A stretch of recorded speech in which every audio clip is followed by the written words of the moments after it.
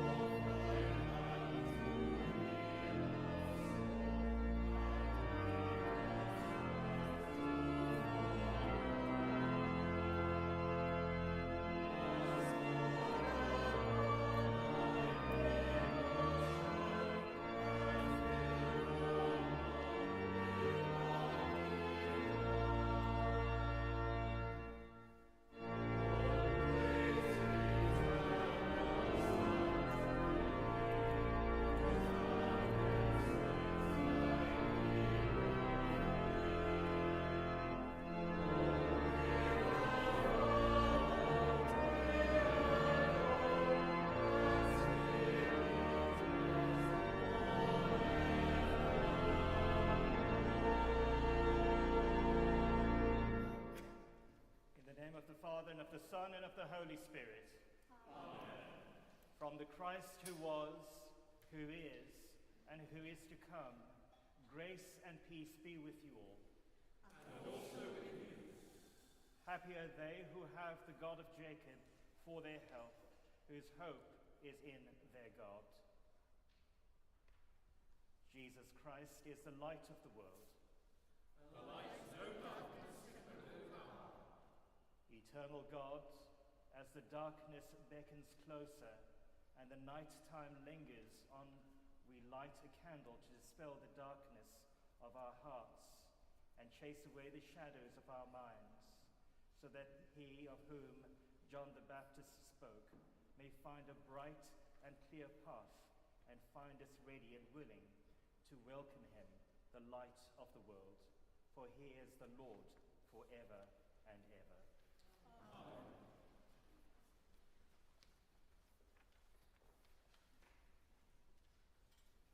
As we gather to celebrate this Holy Eucharist to the glory of God, we prepare ourselves by confessing our sins. Before the brightness of God, who blazes in our darkness, who riddles the ashes of our desires, who rekindles in us justice and love. Heavenly Father, We have sinned in thought, word, and deed, and have failed to do what we ought to have done.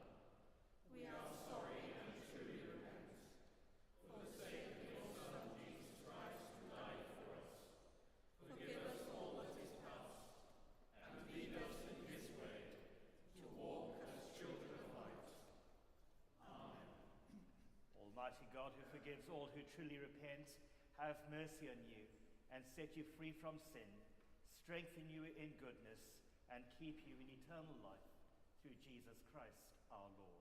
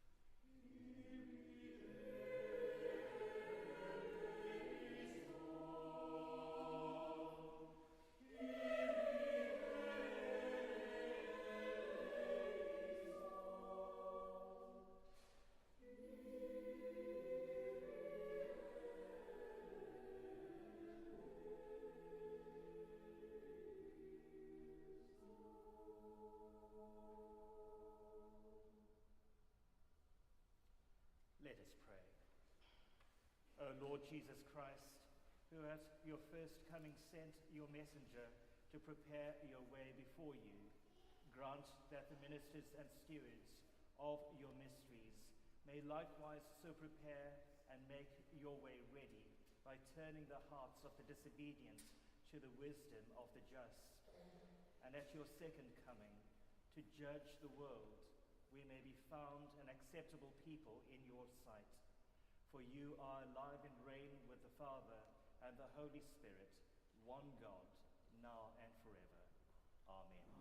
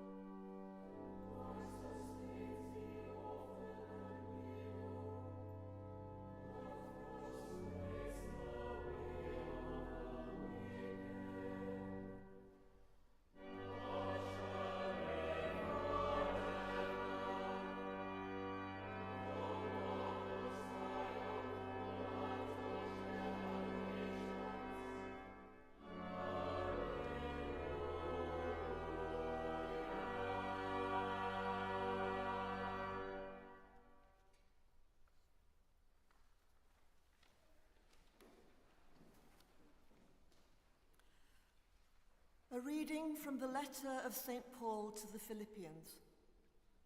Dearly beloved, rejoice in the Lord always. Again I will say, rejoice. Let your gentleness be known to everyone. The Lord is near. Do not worry about anything, but in everything by prayer and supplication with thanksgiving, let your requests be made known to God. And the peace of God, which surpasses all understanding, will guard your hearts and your minds in Christ Jesus. Hear the word of life to the world. Thanks be to God.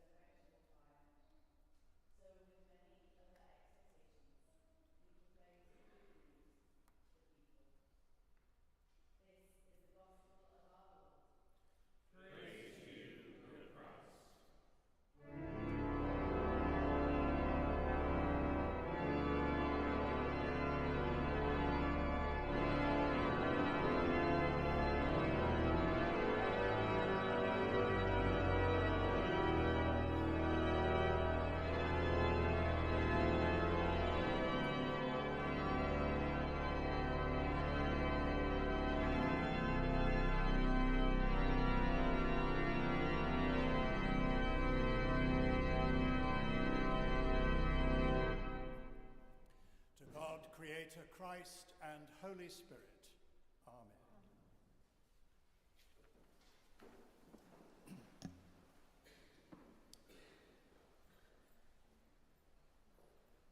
In Liverpool, my home city, every Saturday morning, a man stood on a street corner in the centre of town with placards saying, "Repent, prepare for judgment, turn from your wicked ways."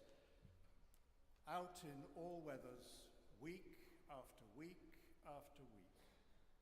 Some people laughed at him, some smiled and admired him, some stopped to talk to him. Most, I think, ignored him. I don't know if anyone ever took him seriously and repented. He became a feature of Saturday morning shopping, part of the show. Yet, when he died, hundreds of people turned out for his funeral. He made an impression somewhere. I never knew his name. Some years ago, I lived and worked in Scotland. A well-known evangelical preacher called Pastor Jack Glass, now no longer with us, turned up at a service in Iona Abbey, as he often did, holding his Bible high above his head and shouting his message in his broad Glaswegian accent. On one occasion, I remember he looked directly at me, pointed his finger and shouted at the top of the voice, "You are the lick-spittle of the devil." Well, I don't know about you. I've been called many things in my life, but never the lick-spittle of the devil. I had to look it up. It means a parasite, a toady, a servile dependent of, in this case, evil.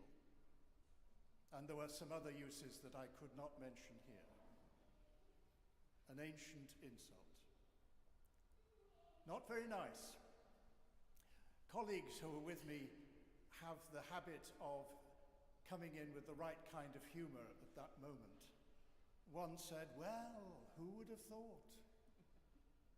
And another said, "Well, John, you know, we've often wondered." Each of them was trying to have an impact, to get through to people with a message or with name-calling. In this morning's Gospel, John the Baptist has an urgent message and calls people, "You brood of vipers," telling them to repent, or with the striking image of the tree and the axe being cut down. He is neither polite nor gentle. His message was to people who had a religious heritage. It's almost like he was saying, don't think for a moment that you've got it made because you belong to God's people. It's actually quite shocking what he says. His message was to people who lived under oppression from an occupied army of Roman soldiers and the brutal rule of local kings. Some ignore him. Perhaps some laughed at him. But some asked him, "What should we do?" They were ripe for a message of hope for some change. How does John respond? He challenges them to live a life that is fruitful by asking questions. Do you have 2 shirts? Give one away. Do you have food? Share it. Give to those who need. And these are questions to the whole community.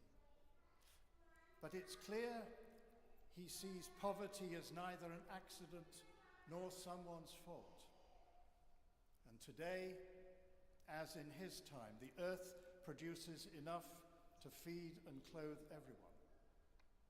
The problem, in John's day as in ours, is that those resources are not equally shared. So John calls out the wealthy, but not only the wealthy, but those who are comfortably off.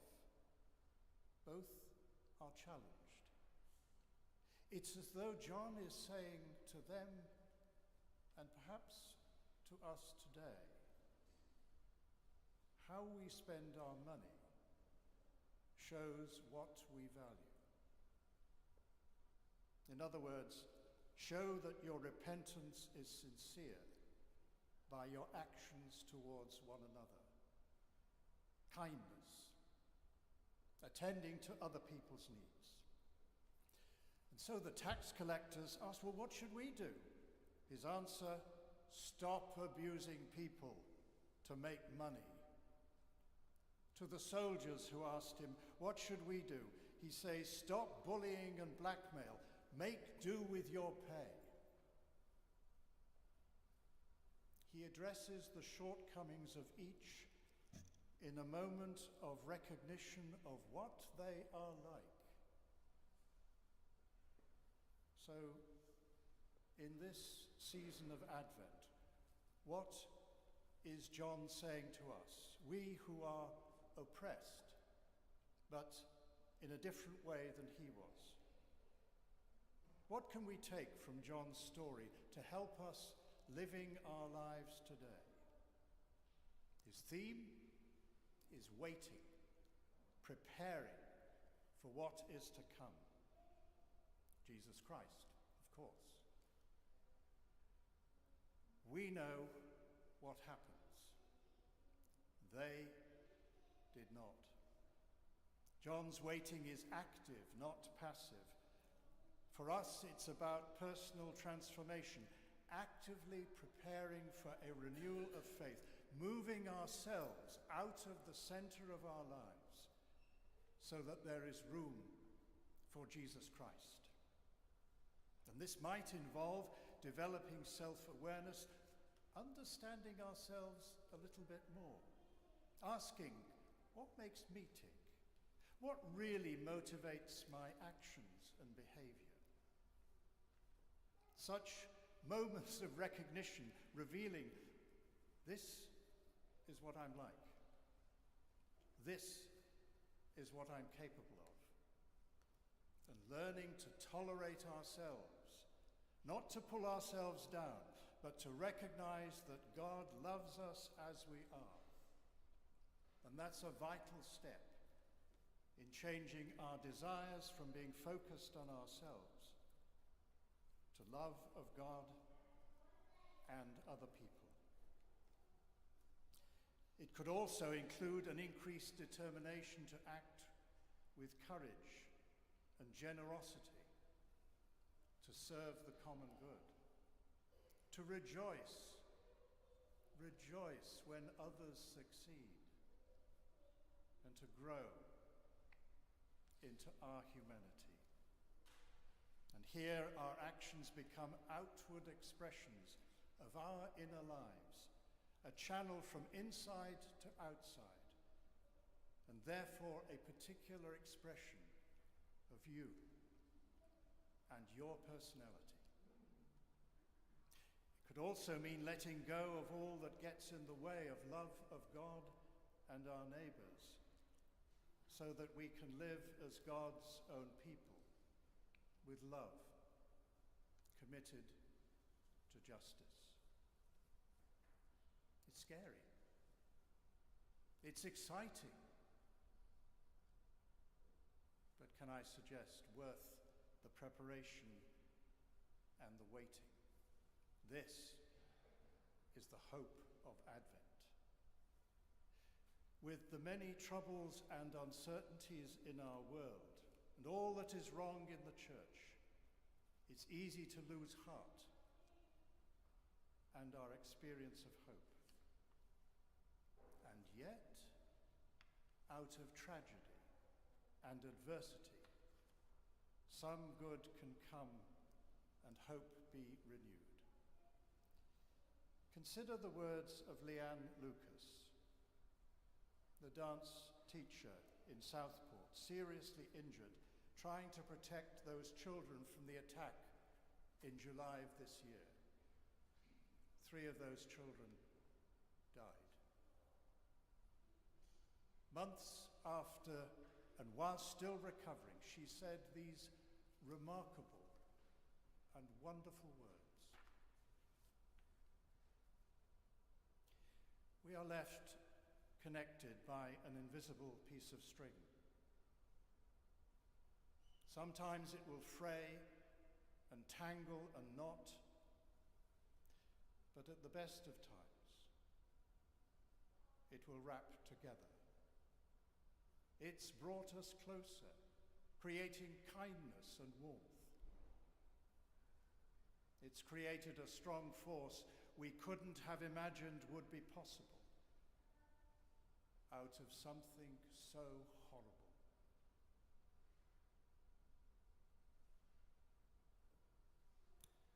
Her words speak to me of hope and have encouraged me. A hope that has sustained me these 77 years past. A hope that in our present experience of so many difficulties and problems, hurt and anger, we might think of God's love as a great reservoir of love, peace, and joy, and every human being as a tap. Many taps are turned off. In prayer and in worship, our taps can be turned on, letting the love of God flow through us. And our hope can be found in the small, ordinary miracles of love and justice in the face of so much that is wrong. A hope that is deep, holding a belief that despite all the uncertainties and changes, we will not fall apart.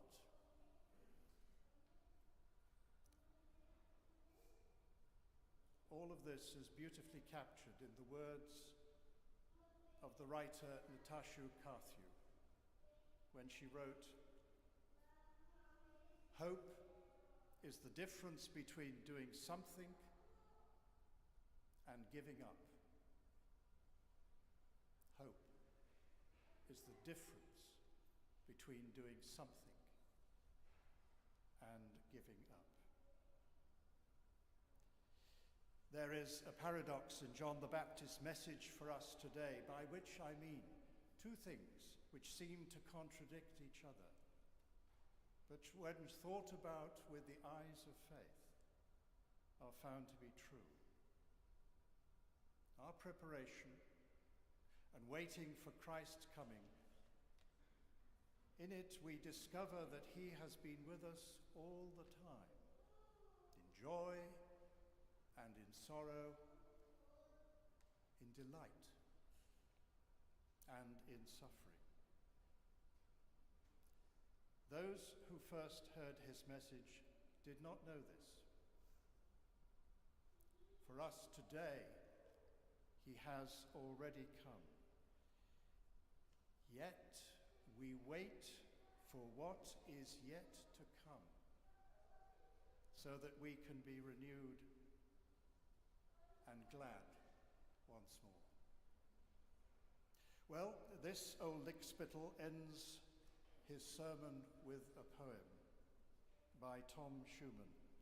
It's about John the Baptist, which I think captures some of the things I have been trying to say. It's not rocket science, is it, Lord? If they show up, like John, barefoot, we can slip off our shoes and get more comfortable. If they come, like John, speaking in a way we don't understand,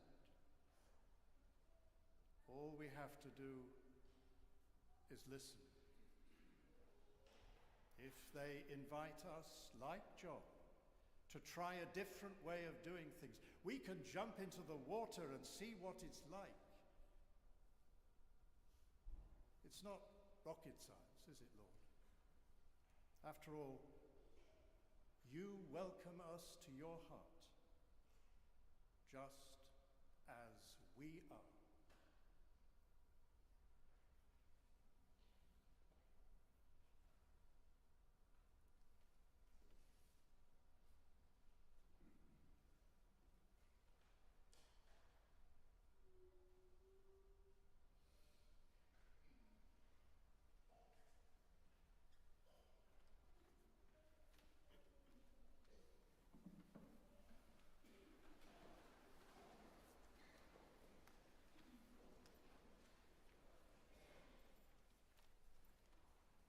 Together, let us affirm our faith. I believe and trust in God the Father, who created all that is. I believe and trust in his Son, Jesus Christ, who redeemed humankind. I believe and trust in his Holy Spirit, who gives life to the people of God. I believe and trust in one God, Father, Son, and Holy Spirit. Amen.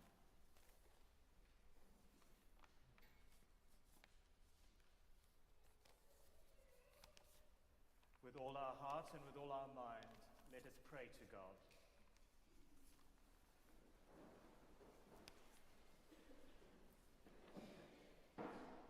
Ever-present God, in all the difficulties we encounter, the joys we experience, or the pains we bear, show us how we can learn and grow through every situation. Lord, in your mercy, hear our prayer. We pray that we may not lose heart, nor forget the treasures we can find even at the hardest times. For this world that we pass through is the one you love, and in your love, nothing is lost or wasted. Lord, in your mercy, hear our prayer.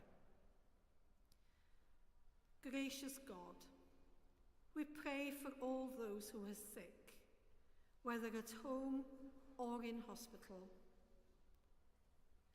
We pray for those who serve them and care for them. And today we especially remember Ruth, who's in hospital at the moment. We remember John Watkin-Jones, Clive Jobbins, a priest, Gwenda Lloyd, Helen Lincoln, Sue Edwards, Judy Walton, and we also remember all of those named on the cathedral prayer list. Lord, in your mercy, hear our prayer. We pray for Andrew, our Archbishop, and for David, Bishop of Bardsey, and for all of those who work in the diocese. Lord, in your mercy, hear our prayer. Hear us as we remember those who have died in the peace of Christ. May the risen Saviour give them a share in his joy. We remember Jules, Peter Cannon, Irvon Jones, priest, Aileen Brooks, and all those whose year mind falls this week, Glyndŵr Williams, priest, and Mike Yates. Rest eternal grant unto them, O Lord, and let light perpetual shine upon them. May they rest in peace and rise in glory. And I'm going to end the prayers by reading a prayer from a book written by Isabel Hamley, which we are all reading for our Advent course. The book is called Embracing Humanity. I think this is very apt. Emmanuel, God with us, Help us this Advent to discern your presence in strange and unexpected places. May we see you in the face of the stranger. May we see you in the face of those we love. May we see you in the face of those who turn away from us. May we see you waiting at the side of the road. Help us make space in our lives and in our imaginations, so that the wonder of your presence would never cease to amaze us. And as we see our humanity reflected in your story, help us learn from you what it is to be fully human and made in your image. Amen. Merciful Father, accept these prayers for the sake of your Son, our Saviour, Jesus Christ. Amen.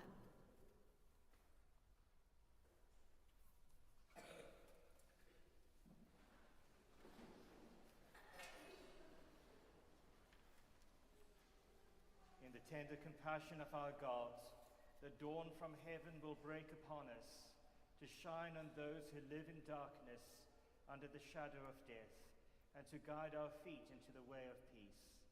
The peace of the Lord be with you always. And also with you. We share a sign.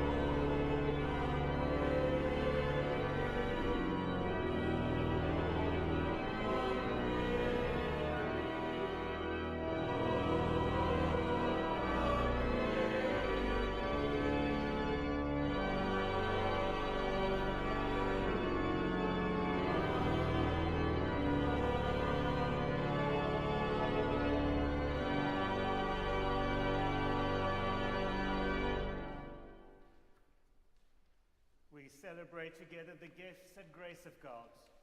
We take this bread, we take this wine, to follow Christ's example and obey his commandment. The Lord be with you. And also with you. Lift up your hearts.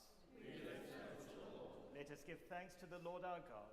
It is right to give our thanks and praise.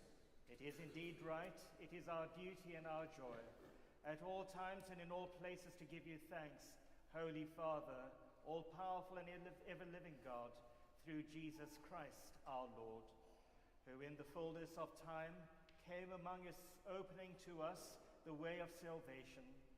Now we watch for the day when he comes again to judge the world, revealing the light of his presence, that we may behold his power and glory. And so with the host of angels and all the company of heaven, we proclaim the glory of your name and join in their unending hymn of praise.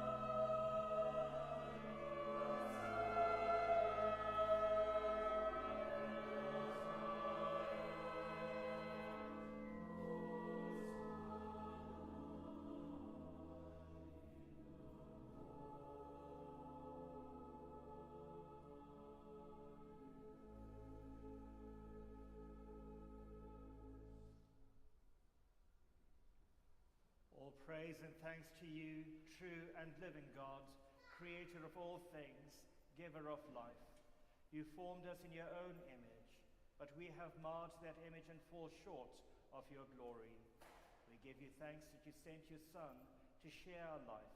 You gave him up to death that the world might be saved, and you raised him from the dead that we might live in him and live in us. Sanctify with your Spirit this bread and wine, your gifts to us, that they may be for us the body and blood of our Savior, Jesus Christ. On the night that he was betrayed, he took bread, and when he had given thanks, he broke it and gave it to his disciples, saying, "Take, eat. This is my body, which is given for you. Do this in remembrance of me."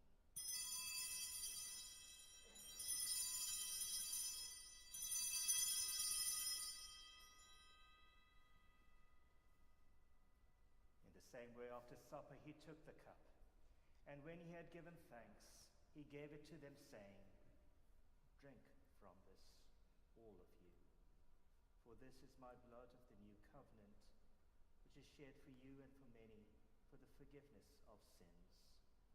Do this as often as you drink it, in remembrance of me."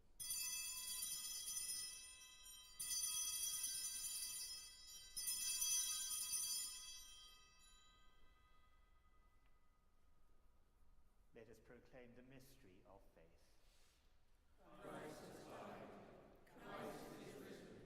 Christ will come in glory. As he has commanded us, Father, we remember Jesus Christ, your Son, proclaiming his victorious death, rejoicing in his resurrection, and waiting for him to come in glory. We bring to you this bread, this cup. Accept our sacrifice of thanks and praise. Restore and revive your people. Renew us and all for whom we pray with your grace and heavenly blessing. And at the last receive us with all your saints into that unending joy promised by your Son, Jesus Christ our Lord. Through him, with him, in the unity of the Holy Spirit, all honor and glory are yours, Almighty Father, forever and ever. Amen.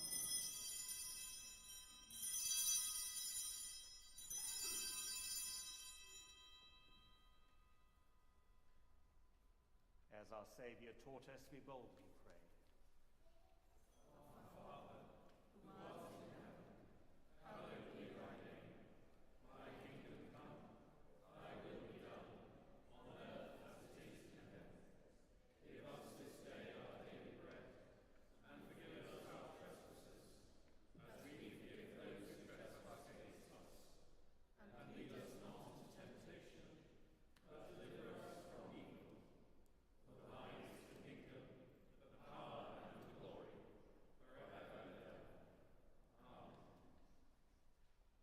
Break this bread to share in the body of Christ.